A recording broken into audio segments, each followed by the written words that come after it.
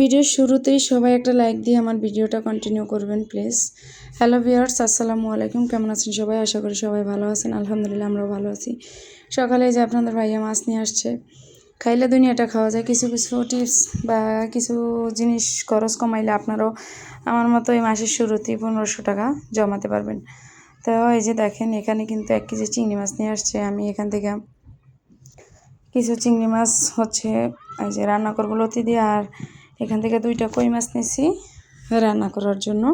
বাইরে কিন্তু অনেক বৃষ্টি হইতে আছে। আর 3 পিস মাছ নিয়েছি আমার ছেলে মেয়ের জন্য।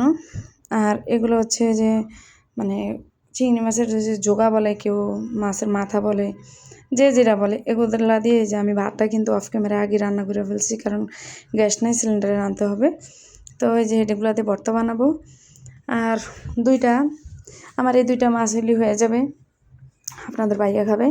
আর 3 পিস মাছ আমার 3 ছেলে মেয়ে খাবে। লতি দেওয়া চিংড়ি মাছ দিয়ে রান্না করবো, ওগুলো আমি খাবো। তো একটু হিসাব করে না চললে হয় না। যে দেখেন, একটা ভিমবার আমি 2 ভাগ করে নিছি। আমার এতেই 2 মাস চলে যাবো একটা ভিমবার। আর হচ্ছে খরচ কমাতে হবে, খরচ না কমাইলে তো কিছুতেই হবে না।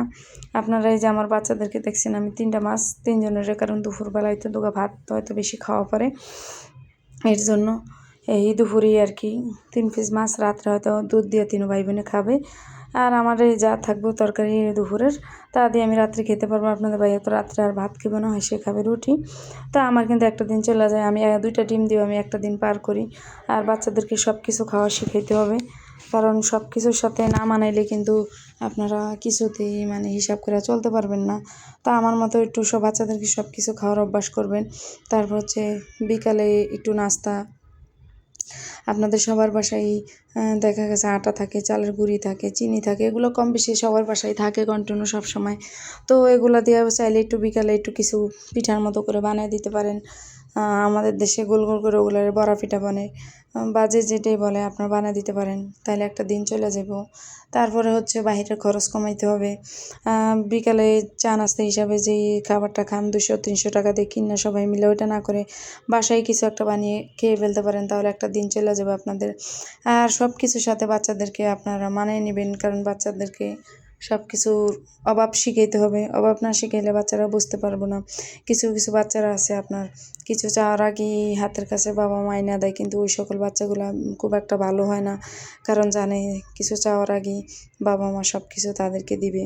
তো এইভাবে যদি একটু হিসাব করে চলেন, তাহলে মাসের শেষে আপনিও আমার মতো 1500 টাকা জমাইতে পারবেন। মাসের আমি শুরুতেই 1500 টাকা ইনশাল্লাহ জমাইছি।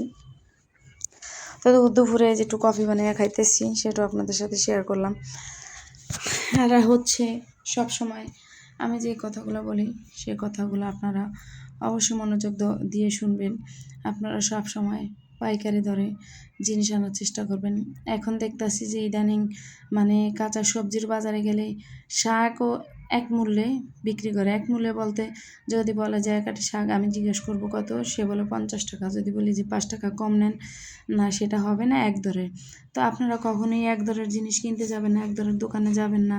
তারপরে হচ্ছে এক দরের শপিং মলে যাবেন না, যে অনেক অনেক শপিং মল আছে আপনার এক দরেই, যেটা 1000 টাকার দাম এটা 1000, এটা থেকে এক পাইও কমানো যাবে না। আপনারা এই সকল দোকানে কখনোই যাবেন না।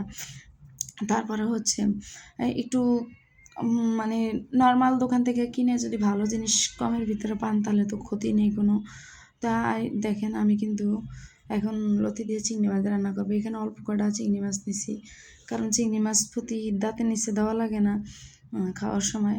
শুধু চিংড়ি মাছের গ্রান হইলেই খাবারটা বেশ মজা হয়। আর আমার লতিটা কিন্তু অনেক মজা হয়েছে, আপনারা এইভাবে খেয়ে দেখবেন ছোটো চিংড়ি দিয়ে। আমি এই মাছগুলো দিয়েই আমি প্রায় 1.5 মাস পার করে দিব। না, এই মাসের আছে এখনও 15-16 দিন, আবার তার আগামী মাসে 1 মাস আমি শেষ করবো ইনশাল্লাহ। তা আমার মতো কে কে এইভাবে চলেন? তা আমি একটা ডিমেরও অনেক সময় দেখা গেছে, ডিম যখন বাসায় থাকে না বা বাচ্চাদেরকে তো খাওয়ানো লাগবে, আমি একটা ডিমের সাথে 2টা আলু দিয়ে আমার বাচ্চাদেরকে 3 বাচ্চাদের সমান খেতে দিতে পারি। ওরাও ডিমও পছন্দ করে। বাস আপনাদের ভাইয়া খায় না, আমি কিছু একটা দিয়ে একটু আলু সিদ্ধ করে আমি 2টা মরিচ দিয়েও আমি খেয়ে নিতে পারি, সমস্যা নেই। কারণ এখন দ্রব্যমূল্যের বাজারে একটু হিসাব করে না চললে হয় না।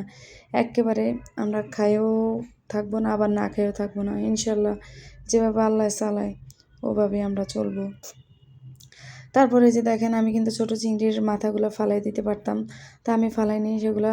আমার গাছে ব্যালকনিতে ধনিয়া পাতা ছিল, ধনিয়া পাতা দিয়ে আর হচ্ছে শুকনো মরিচ পেঁয়াজ দিয়ে আমি একটু ভর্তা বানিয়ে নিয়েছি। ভর্তা আমার খুব পছন্দ। তো এইভাবে চললে আপনার একটা দিন কিন্তু ঠিকই চলে যায়, একটু হিসাব করে চললে। তারপরে বাচ্চারা সব সময় বাচ্চাদের হাতে টাকা দিবেন না, কারণ টাকা দিলে বাচ্চারা খারাপ হয়ে যায়। কিছু যদি কেনার দরকার হয় আপনারা নিজেরা এনে দিবেন বা বাসায় রান্না করে নিজেরা মায়েরা খাওয়াবেন। টাকা দিয়ে বাচ্চাদেরকে নষ্ট করবেন না, কারণ এমন একটা সময় আসবে আপনার হাতে টাকা থাকবে না, কি ও টাকার জন্য এমন বায়না ধরবে যে টাকা ছাড়া ও ঘর থেকে বের হবে না, কিছু করতে চাইবে না, আপনার সাথে চিল্লাচিল্লি করবে, বাসার ভিতরে অশান্তি করবে। তো এভাবেও কিন্তু আপনারা টাকা জমাইতে পারেন। বাচ্চাদেরকে যাদের বাচ্চারা স্কুলে পড়ে একটু হাত খরচের টাকা হয়তো বাইরে দেয়, ওই টাকাটা আপনারা রাখতে পারেন।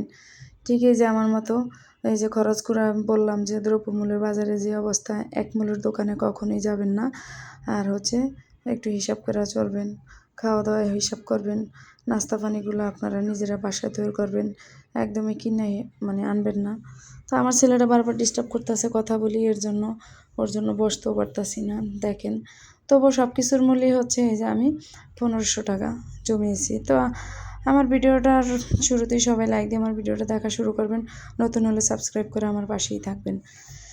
তো এই তো বাচ্চাদেরকে সব কিছু অভাব শিখাবেন, সবচেয়ে বড় কথা হচ্ছে অভাব শিখাবেন।